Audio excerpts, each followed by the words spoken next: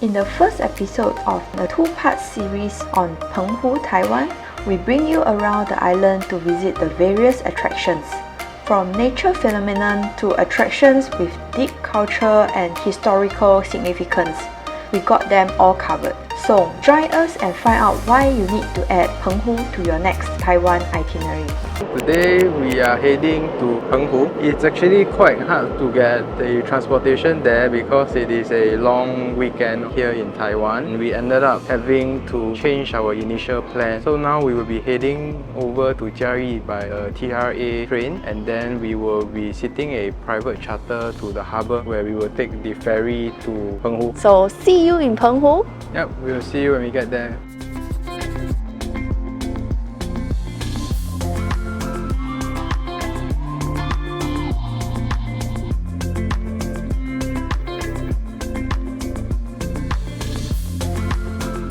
Behind us is the very first attraction here in Penghu. It is the Moses Part the Sea. And the reason why it's called Moses Part the Sea is because during high tide, the ocean will actually cover this whole path. And now it is low tide, you can actually walk all across over to the other side, which is a rock.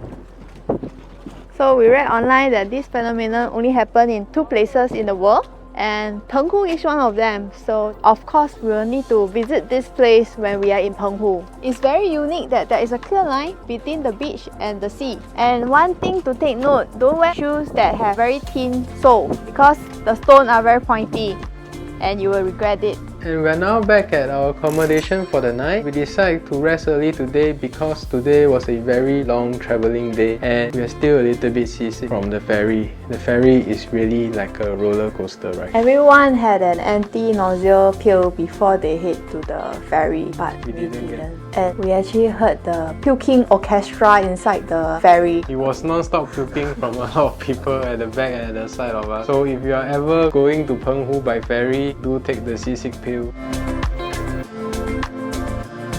Today is our second day here in Penghu, and this is our first stop, which is the 8th windmill of Penghu. The windmill is huge.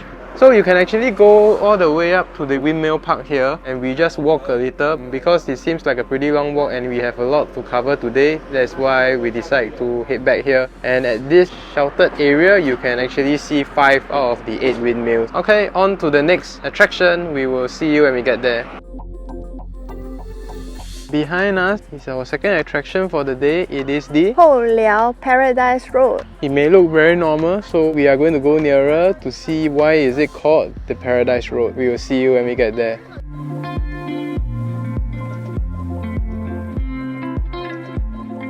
Like a lot of people going to paradise just like us.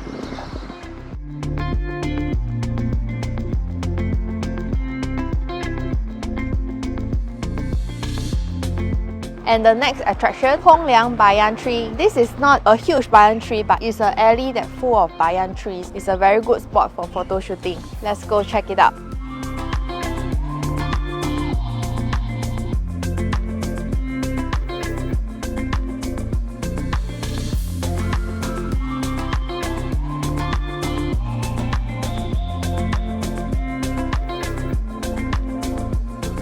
This is Penghu Great Bridge and it is the longest bridge in Taiwan. Even though it looks like a normal bridge, but most of the tourists will stop by and take pictures with it.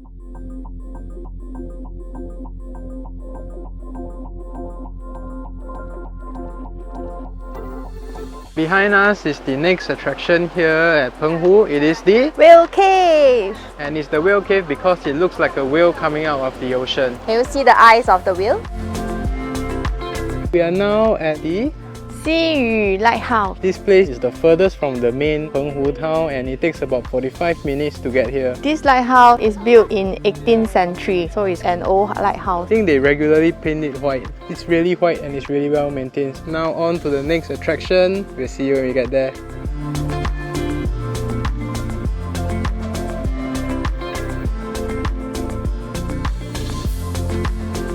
Behind me is the Sanxian Tower. They were built to ensure the equality of male and female lifespan. In the olden days, male will go out for fishing and sometimes they might have accidents in the sea. This is built to ensure that the male have a longer lifespan and the female have a shorter lifespan, so that is equal.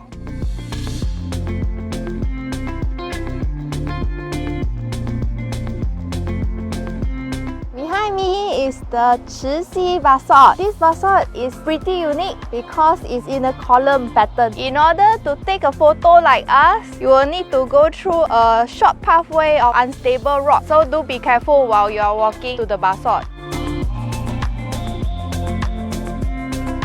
Behind me is another basalt. It's called 大果叶 basalt. This basalt is larger in size and it's also in a column pattern. I think the only difference is that this is not beside the sea and just now the Chixi one is beside the sea. So they were saying that the Chixi basalt is looking like a waterfall.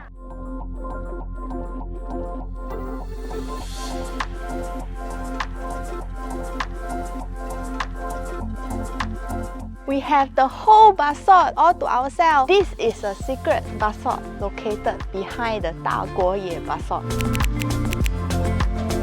Our first attraction on our third day here in Penghu is the Mazu Temple, and it's also called as Tianhou Temple. This is the oldest Mazu temple in Taiwan. It is built on a slope, which is why this temple will have a slow, gradual rise from the front to the back of the temple. And it seems that this is a unique architecture here in Penghu.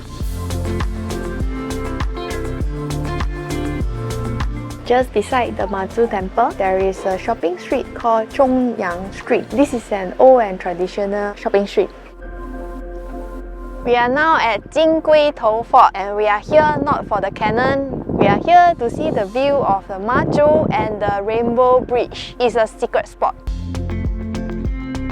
And our next attraction of the day is a village, and it is called Duxingshi Village. This is the oldest military housing in Taiwan, and it used to house military dependents. And in the village, there are two houses of two very famous Taiwanese artists from Penghu and some shops that sell souvenirs and food. Other than that, there is also a carton train, which is pretty cute.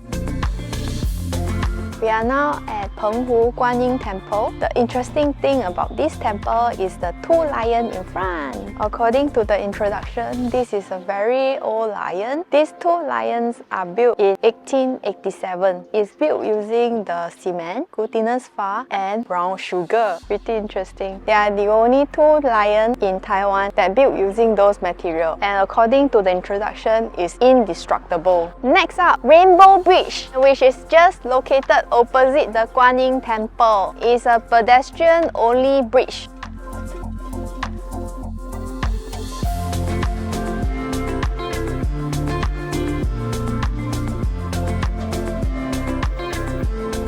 Behind us is Cave of Feng Gui. The interesting fact about this place is that when the tides are in, the air of the cave is compressed by the seawater and produce the sound similar to that of a drum. Behind me is one of the signature spots in Penghu. It's the Mazu statues. It is the tallest Mazu in the world and it is 48 meters tall and it was just completed this year. So after we returned our car, we went to the Penghu Harbour area where we visited a free exhibition. They cover a lot of artifacts under the sea that they found around Penghu, and the exhibition are quite interactive. They use different kind of technology to present the information. So after we were done visiting the museum, there was still quite some time left. So we found a Moss Burger where we stayed there all the way till it's time to embark the ferry. So this time round, the ferry was surprisingly not as rocky. I'm not sure if it's because it is a newer ship or it's a better captain or the weather was good or whether we visited the Mazu statue before we left. And the journey is shorter as well. It took us around 1 hour, so we actually saved 30 minutes. After we reached Jiayi, we went to do some shopping.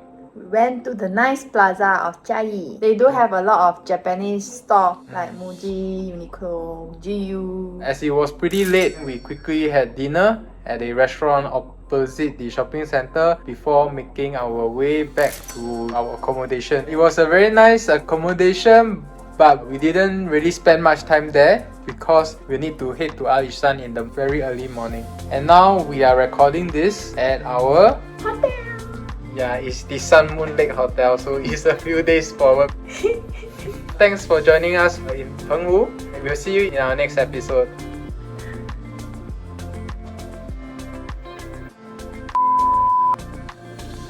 Going